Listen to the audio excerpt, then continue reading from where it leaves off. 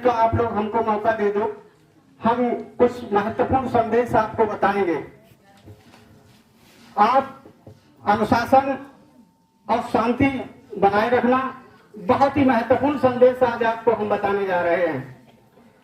सभी बच्चे भगवान के नाम को एक बार बोलना, बोलो जय गुरुदेव। समर्थ पिता परम पूज्य बाबा जय गुरुदेव जी महाराज के श्री चरणों में असंख्य बार नमन। स्वामी जी महाराज के आध्यात्मिक उत्तराधिकारी, धरती के सरताज दुख हरता परम पूज्य श्री चरण कमलों में अनंतों बार नमन। हमारे इस विद्यालय के प्रिंसिपल महोदय एवं समस्त सहायक अध्यापकगण एवं समस्त सहायक अध्यापकों बहनों एवं मेरे देश के नौनिहाल कर्णधार प्रिय बच्चों एवं बच्चियों, आप सबको मेरी तरफ से 100 बार नमन और जय गुरुदेव स्वीकार हो। आज हम आपके विद्यालय में एक बहुत ही महत्वपूर्ण संदेश लेकर के आए। आप जिन महात्मा महापुरुष का फोटो देख रहे हो, इनका शुभ नाम है उमाकांत तिवारी जी महाराज। इनका आश्रम उज्जैन में है।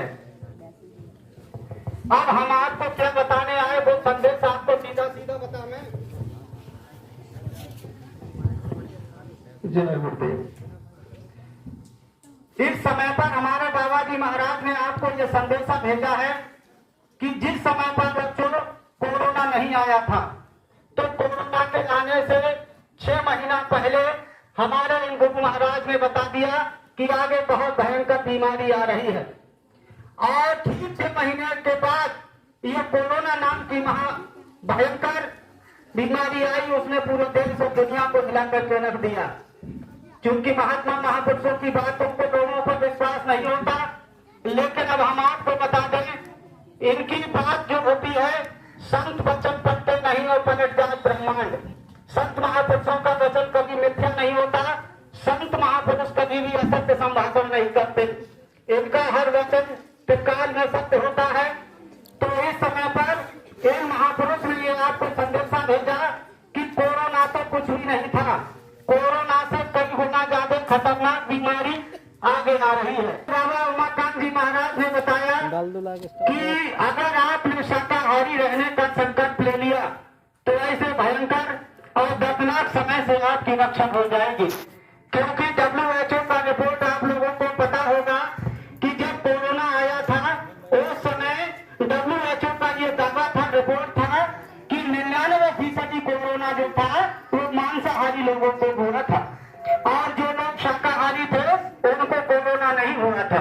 क्योंकि देखो, मांसाहार जो है वो मनुष्य का भोजन नहीं है। हमारा आपका जो शरीर है वो शाकाहारी भोजन करने के लिए है।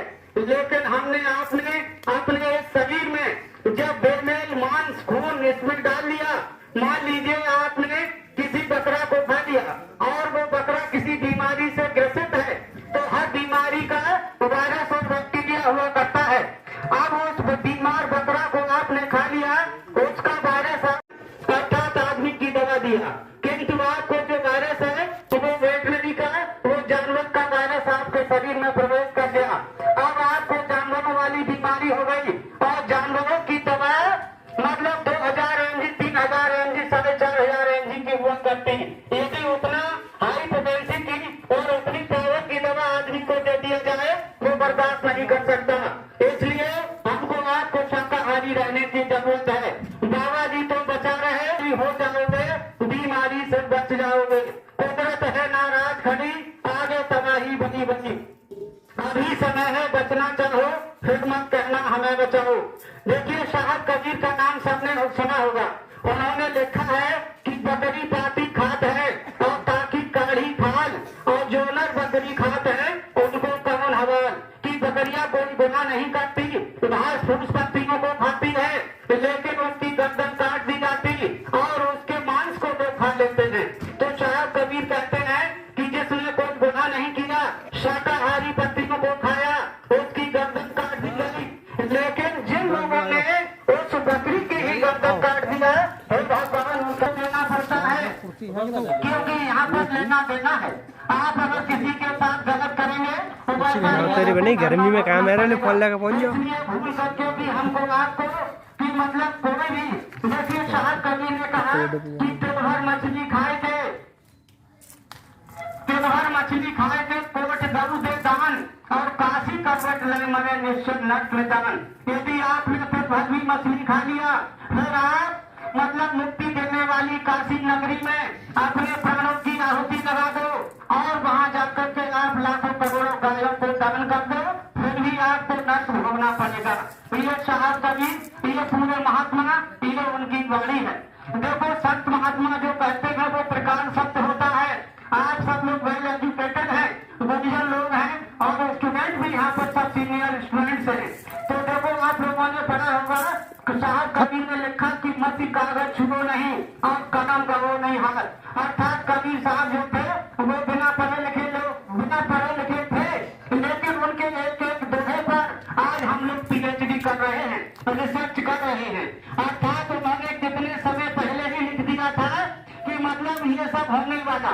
देखो सूरदास जी महाराज वो भी जन्मान थे और उन्होंने भी लिखा कि संवत 2000 के ऊपर ऐसा योग पड़े, संवत 2000 के ऊपर ऐसा योग पड़े और पूरे पश्चिम उत्तर दक्षिण समुद्र काल फिरे और अकाल मृत्यु जब माही दया पे प्रजा बहुत मरे और स्वर्ण भूलवन पृथ्वी भूले धर्म की बेल बढ़े और काल ब्याल से वही बचेगा जो गुरु का ध्यान धरे और सूरदास हल्की ये लीला टाल नहीं डरे।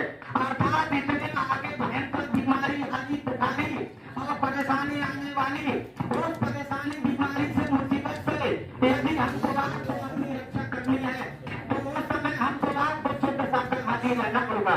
यदि हमने आप शाकाहार का संकल्प नहीं लिया और शाकाहारी नहीं हुए तो कुदरत हमको सख्त से सख्त सजा देने जा रही है। तो हमको आपको शाकाहारी रहने की जरूरत है।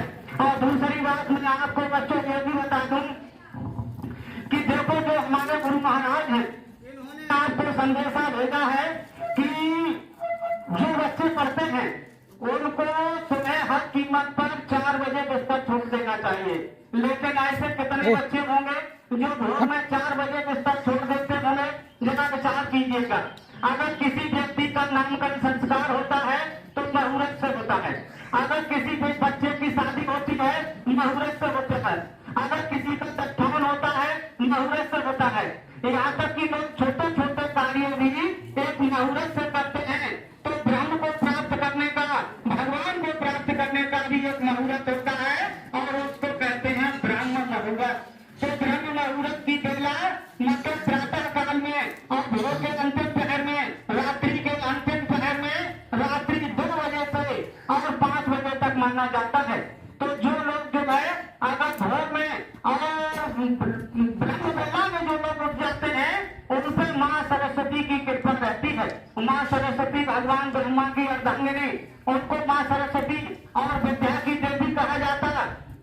तो विद्या की देवी उनकी कृपा पाने के लिए हमको आपको मतलब पहली बात तो शुद्ध शाकाहारी और दूसरी बात भोर में सुबह मतलब ब्रह्म बेला में, क्योंकि अमृत बेला बड़ा सुहाना और चुपचाप है सारा जमाना।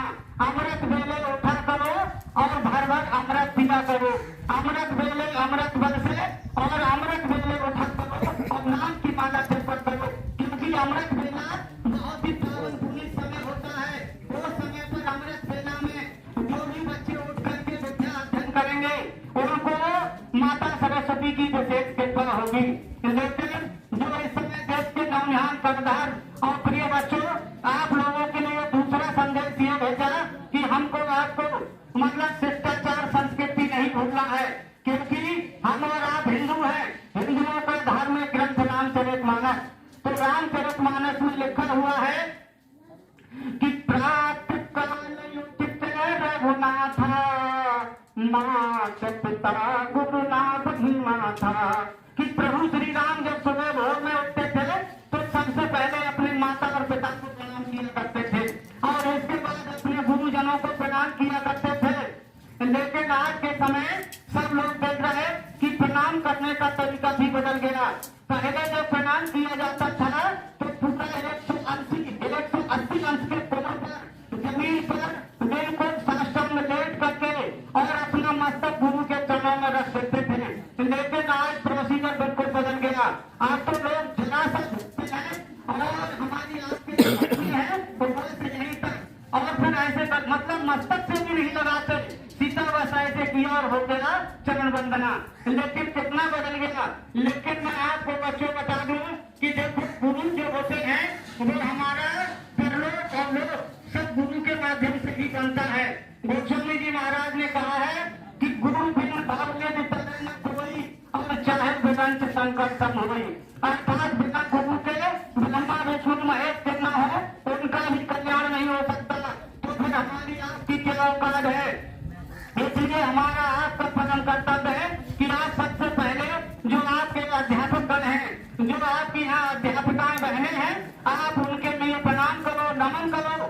उनका सम्मान करने से ही आपकी जिंदगी बनेगी। आपका भविष्य आपके गुरु के चरणों में रहता है।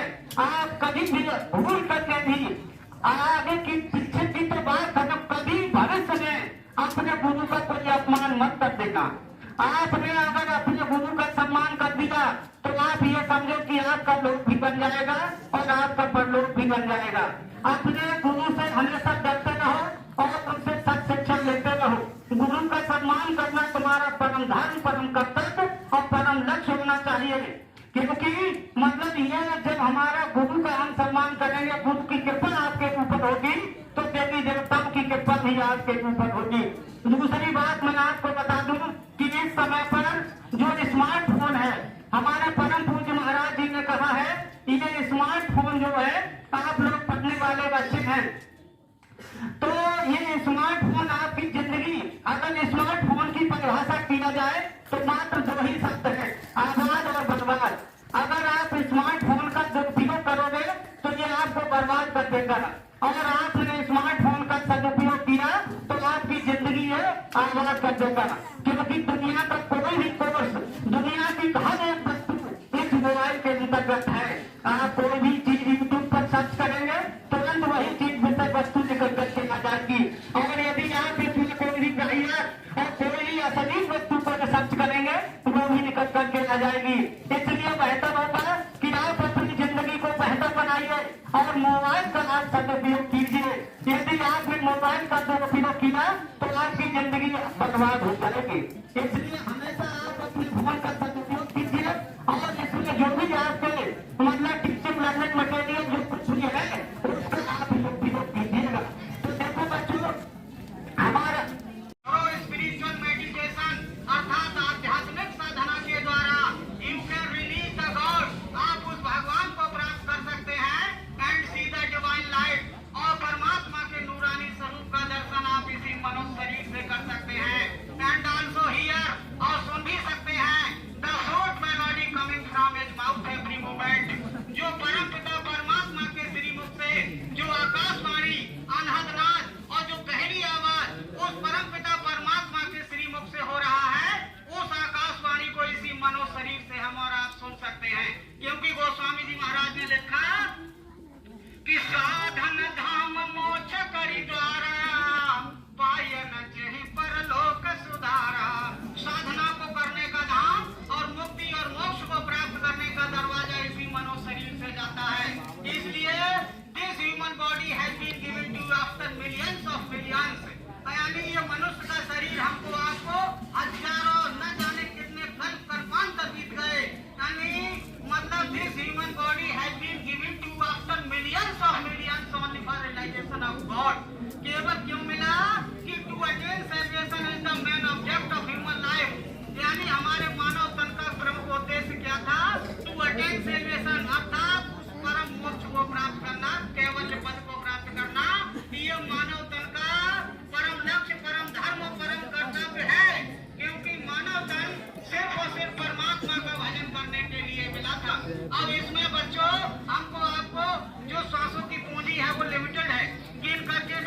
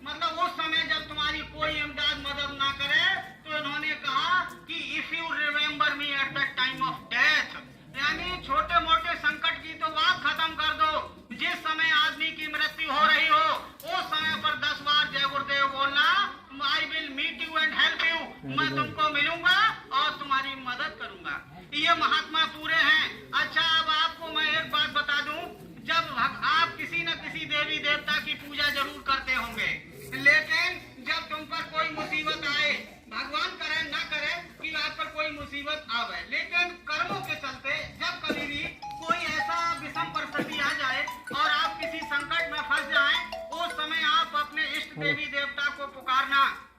अगर उस समय तुम्हारे देवी देवता तुम्हारी मदद ना करें, उस समय पर आप 10 बार जय गुरुदेव नाम भगवान का बोलना। अगर तुम्हारी उस मुसीबत से तुरंत सहायता हो जाए तो तुम मान लेना कि ये जय गुरुदेव नाम भगवान का नाम है, वरना मत मानना।